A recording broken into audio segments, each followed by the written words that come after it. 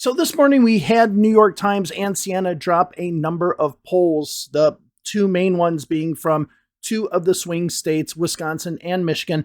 They also did a poll of the second congressional district in Nebraska. So we're starting to see some polling out of there. But what I find most interesting in this, they also did a poll of Ohio, which shows Ohio with Trump leading, but only by 6 and within the margin of error. So we're going to go over that poll as well, because I truly believe taking the Nebraska numbers and seeing what's happening in Ohio, interestingly, I think this makes Iowa in play. I think Iowa could be a shock state. And we saw the Des Moines Register poll that came out a while ago showing that it's a lot closer than we think. So let's go ahead and delve into the New York Times Siena poll, and then we're going to actually start off with Ohio. So as you can see with this New York Times Siena poll, we have it out in the field from September 21st to the 26th. In this one of Ohio, they have 680 likely voters, 97% of them contacted by cell phone. I don't know the other 3%, maybe landlines, with a margin of error of 4.4%. So as we look at this poll, we see Kamala Harris is only down by 6, 50 to 44. The fact that Donald Trump is hovering at 50 or possibly under 50% really means that this state is in play.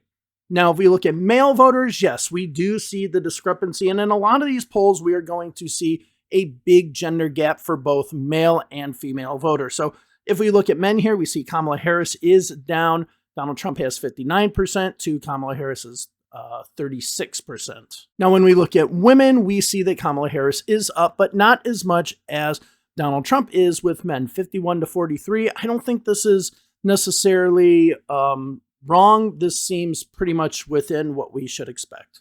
So when it comes to age, this is where it gets a little bit different and a little bit interesting, because Kamala Harris is down both with 18 to 29-year-olds and 30 to 44-year-olds, but is up with everybody 45 years old and older.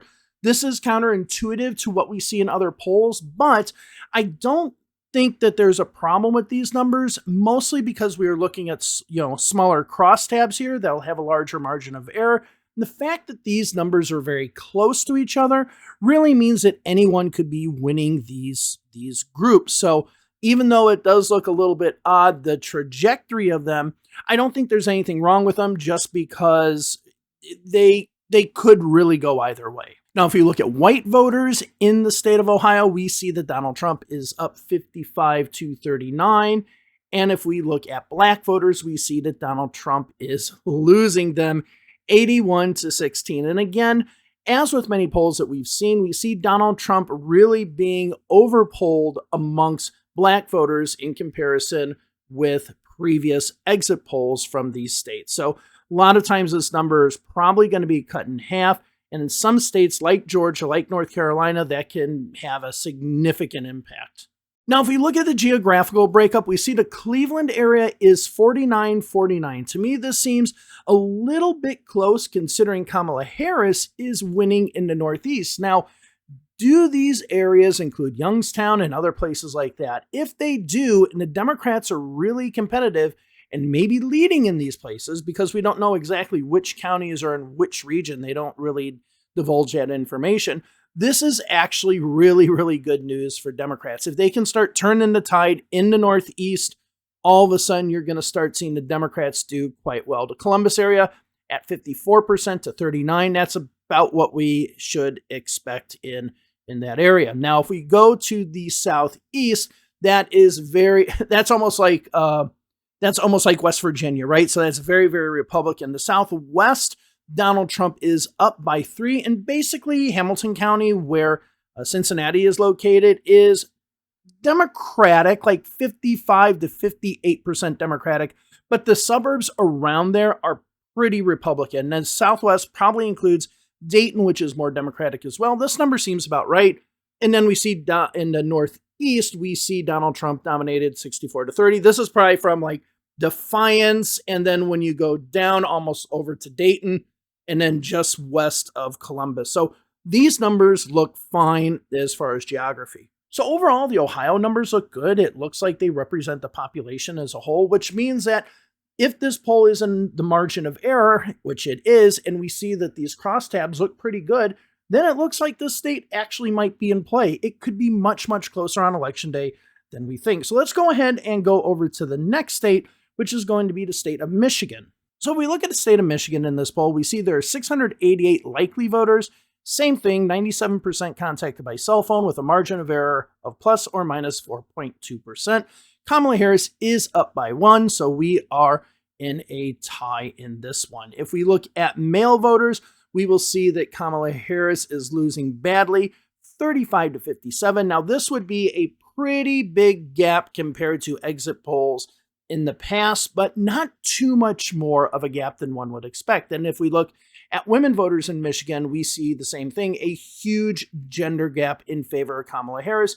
Again, this seems about right, maybe a little bit higher compared to exit polls in the past, but this looks pretty good. If we look at white voters, we see that Donald Trump is only up by 4, 50% to 46%, meaning that this demographic is definitely within the margin of error. And if Kamala Harris wins white voters in the state of Michigan, she then wins the state easily. If we look at black voters, we see, again, Kamala Harris up 77 to 14, with that 77 number compared to other exit polls being quite low.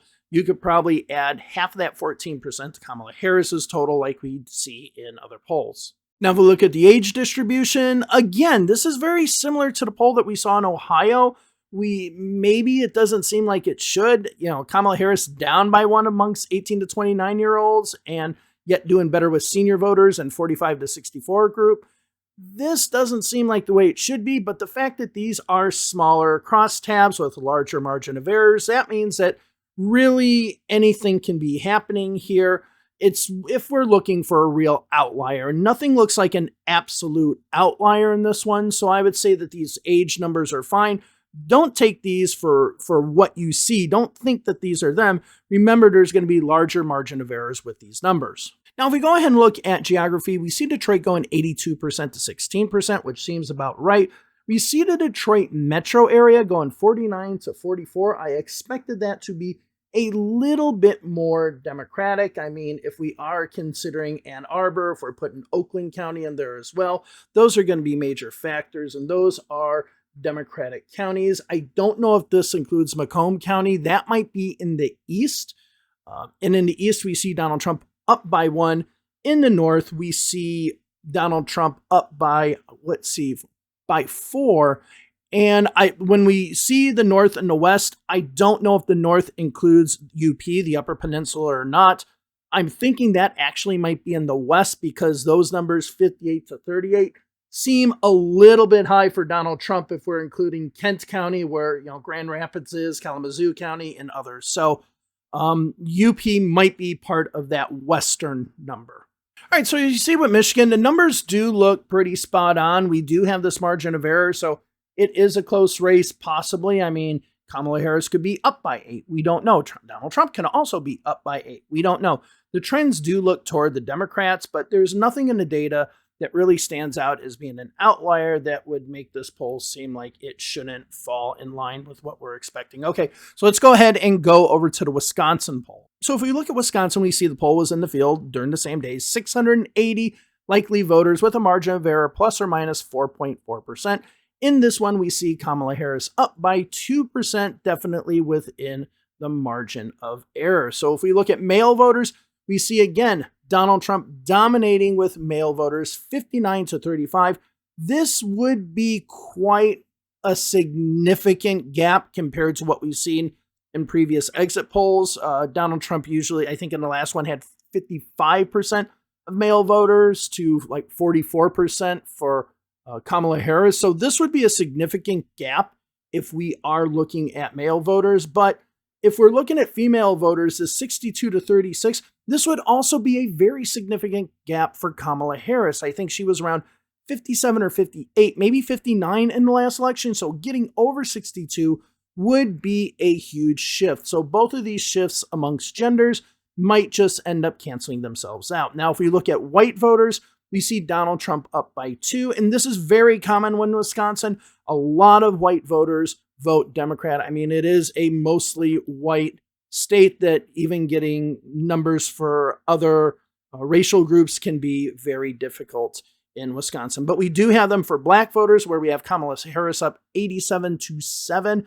this is in line with what we should expect to see in the state. Now, if we go over to age, this is where we kind of see one of our first outliers. Even though these margin of errors will be higher, there looks to be one that could be a little bit outside the margin of error, or maybe even two. So let's look at that 18 to 29 number.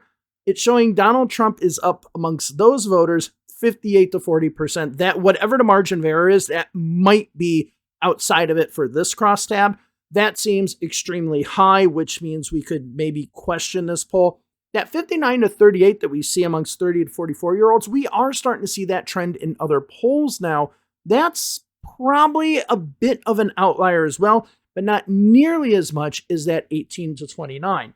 And even this 65 and older, that being 55% for Kamala Harris, that seems to be a tad bit of an outlier as well. The 65 and older crowd might be a little bit more liberal in the state of Wisconsin. But that 18 to 29 number, being an 18-point gap, that is actually just really, really huge, and I think is definitely an issue with the poll. Now, if we look at geography, we have Dane County with 76% of the vote for Kamala Harris. That seems about right, with the East and the North being 56 to 40. So this will include Green Bay and the areas going up that way. The city of Milwaukee itself will be 80 to 14%. That seems about right. When we look at the Milwaukee suburbs, we have Donald Trump up by 4. My guess is this also includes Kenosha, Racine, and other places. Those tend to be slightly more Republican. And honestly, if the Democrats ever want to just solidify the state, just getting a big voting block in southeast Wisconsin, Kenosha and Racine would do it. And in the West, we see 48-48. And this is where you have a lot of farming communities mixed in with a lot of more liberal towns like La Crosse and all. This being tied can be because we see Tim Walz on the ballot. And I do think that he's going to have a spillover effect over the Mississippi River into Wisconsin. So overall, the Wisconsin poll looks okay. The only thing are those crosstabs with the ages. They look a little bit off. And those gender gaps look a little bit bigger than we should expect. But there's a point where maybe all these would balance out, and this would be what we basically would expect. So now let's go over to the Nebraska 2nd Congressional District. All right, so if we look at the 2nd Congressional District in Nebraska, we see we have 680 likely voters with a margin of error of 4.1%, and Kamala Harris is up by 9%. So this means that Kamala Harris, being up 52 to 43, she is actually outside the margin of error. Now, if we look at male voters, they slightly go for Donald Trump by 5%, 50% to 45%. And if we look at female voters, we see that Kamala Harris has a decent gap, which seems to be aligned with what we've seen in other polls, 59 to 37.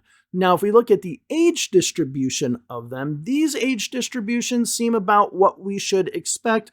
There's nothing really as an outlier. And as a matter of fact, the senior vote going over slightly to Donald Trump seems about where we should expect everything. And of course, we're not going to look into more crosstabs because this is a small congressional district. Well, it just doesn't have a geographical breakdown or anything like that. So New York Times and Siena also pulled the congressional race going on in the 2nd Congressional District and saw that Tony Vargas is up 49 to 46 against incumbent Don Bacon. Now remember, the Democrats only need 7 seats to win back the House of Representatives. One of those seats, the Alabama 2nd, is already a given. So this poll number is good. And CNN actually, a day before that, polled the same congressional district and found Tony Vargas up 50% to 44%. Now, that poll was 749 registered voters, so that number could actually be higher. Likely voters usually trend more Democratic, with a margin of error of 4%. All right, so overall, the polls look accurate. They look good.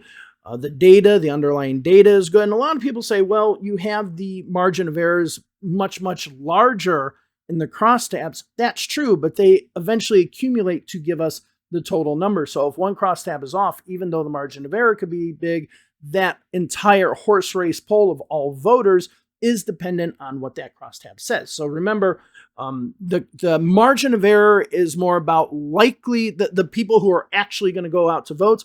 not the data within the poll itself. The poll data reflects all of the data within that poll. So that's important to remember. And this is why I say, even with the outliers, it looks better for the Democrats, because it seemed like the outliers maybe favor the Republicans a little more and then give Democrats the edge, especially in that Wisconsin poll where we saw the 18 to 29-year-olds up by 18% with Donald Trump. That second congressional district in Nebraska really, really looks good as well. I think that we can start putting that more into the safer column for the Democrats, as well as the congressional district. And as I mentioned earlier, my belief is now that if we're looking at Nebraska being more of a lock, that second congressional district, not just for the electoral vote, but also the congressional district, and we see Ohio getting closer, watch Iowa. Watch Iowa. Watch Iowa's 2 eastern congressional districts, because I think that there could be some surprises when it comes to Iowa on election day, if these numbers are representative of what we should be seeing overall. All right, thank you very much for today's video. Make sure you like and subscribe, and I will see you in the next video. Have a wonderful weekend. Bye-bye.